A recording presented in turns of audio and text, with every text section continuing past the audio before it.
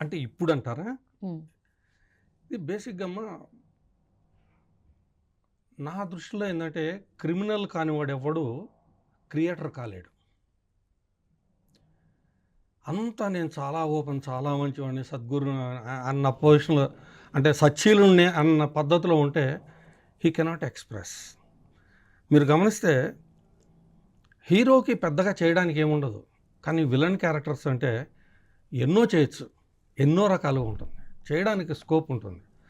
అంటే అది నన్ను అట్రాక్ట్ చేసింది ఎక్కువ. నేను చిన్నప్పుడు కూడా మా అమ్మగారికి వాళ్ళకి మా నాన్నగారి జేబులో మా అమ్మగారి పెట్టెలో డబ్బులు దొంగతనం చేసి నోట్‌బుక్స్ అవి కొనుక్కొని వచ్చేవాడిని. అవి నాకు ప్రైజులు వచ్చినాయి అన్నట్టుగా చెప్పేవాడిని ఇంట్లో. వాళ్ళు నమ్మేసేవాళ్ళు.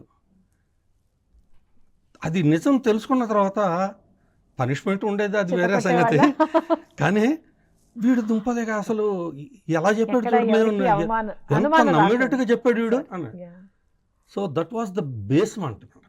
నా నటనకి బేస్ అక్కడ దొరికింది. ఎక్కడ ఎవరికీ ఏమాత్రం డౌట్ రాకుండా చాలా చక్కగా చాలా కవర్ చక్కగా చేసేవారు. చెప్పామనంటే నేను ఇది చెప్పేటప్పటికి మా గురువు గారు నాతో పాటే ఉండేవారు ఆయన. నేను నా ఎక్స్‌పీరియన్సెస్ అన్నీ షేర్ చేసుకునేవాడిని. ఆయన ఉండి అదేరా కావాల్సింది, అదేరా యాక్టింగ్ అంటే, నువ్వు ఇరగదీస్తావు నువ్వు రా అని చెప్పానని ఫస్ట్ ఆయన నన్ను స్టేజ్ మీద అందుకే నిల్చోబెట్టాడనమాట. ఓకే. నువ్వు ఇంట్లో మీ అమ్మ వాళ్ళకి అట్ట చెప్పావు అట్ట చెప్పరా అనేవాడు. హ్మ్.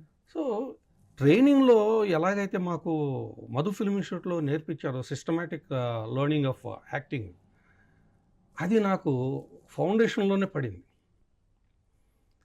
నువ్వు ఇంట్లో ఎలా బిహేవ్ చేస్తావో అలా చేయమని చెప్పని అనడంతో ఒక నేచురల్ స్టైల్ ఆఫ్ యాక్టింగ్‌కి అలవాటు పడిపోయాను అక్కడ. ఇక ఇప్పుడు